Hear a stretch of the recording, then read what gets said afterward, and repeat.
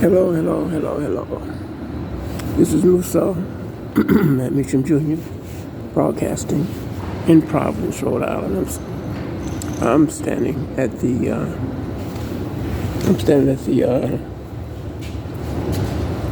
train station here in Providence.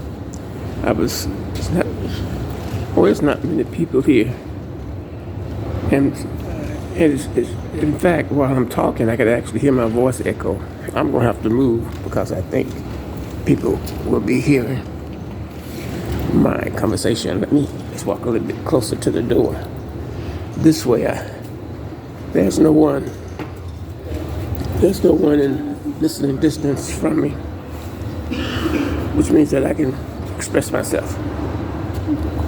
Well, what I'll be doing at this point on, since the American government has chosen to utilize my plan, I'll help them even further. Okay, this is what's going on now in America. The United States government is having meetings with African leaders. In fact, I think they've had close to 50 African leaders in Washington, D.C. And the Biden administration is rubbing up against the African leaders. And I'm sure, I hear the narrative and the dialogue. And the narrative and the dialogue on the news is the same narrative.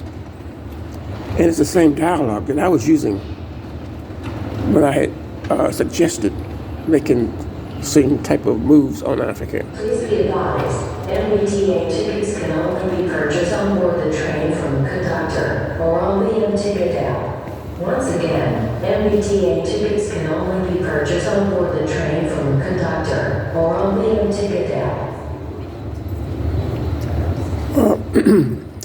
Okay, I see that, as I say, that the American government has taken my consultation advice, and they're moving in that direction. I'll help them even further. Okay, now he has the African leaders here, and these leaders, I guess they're a little unique because it's a whole thing of these guys are in a new age, and so that means that they have to act a new way. I don't think the African leaders are beggars. I think now they're beginning to see how significant the African continent is on Earth. So the world is changing, and the world is changing in our favor. So I guess what I need to do is walk them through the plan. Okay, you got the African leaders here. Now, we're talking about art and entertainment.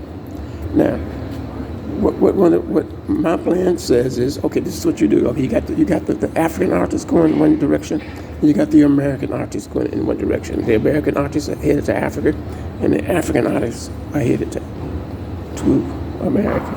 I hope I said that right. Let me say it again. Make sure that I did say that right. The African artists are coming to America, and the American artists are going to Africa, okay? But we got to have there has to be a routine. You just go say, there has to be some protocol. How do these African artists get a plane, and what kind of credentials do they have? Artistic credentials. Whether they're African or American, they don't just jump on the plane. Of course, there has to be a procedure. And so now I'll help the American government with the procedure. How do we deal with this?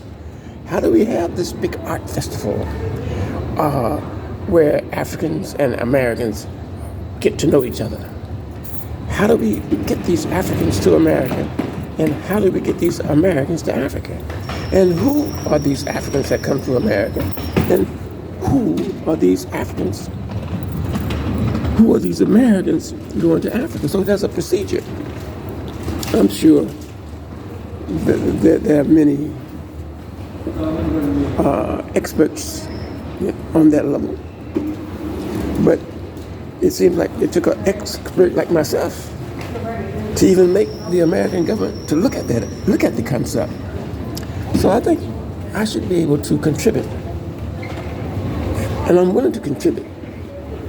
What procedure? How do you decide what artist comes to America and what artist goes to Africa? And there must be a procedure. How do you do it? Okay, first of all, let's talk about how do you get performers. First, you need auditions. Second, you need a place of auditions. Then you need judges. Do you see the impact? Do you see the impact? You gotta hire judges. You gotta find places on both sides of the ocean. Every single act that we do is a plus for the economy. But okay, how do we determine what artist comes to America and what artist goes to Africa? I'll help you, American. I'll help you. It's a step-by-step process, but I'll help you. But see, there are other type of possibilities in this type of action. There are other type of social and socio-economic actions in this whole project. And I'll help you, American. I'll give you more concepts. I'll give you more ideas. But right now, this is an unusual day at Providence train station, because I'm able to actually find a place here and make a speech. But I will be making more messages. I will be giving more advice to the American government as to how we deal with this great mass movement of artists from one continent to another. Its purpose, its aim, its objective, its goals, and its expectations. So I think it looks like I'll be doing a lot of broadcasting, and I'll continue to, satisfy the American government. What's on my mind, I'll let you know. But I'm saying to the American government, just remember, you must do the right thing. You must do the right thing. This is MUSAU MattmeachamJR, signing off in Providence, Rhode Island. His major project is getting the African artists to America and the American artists to Africa.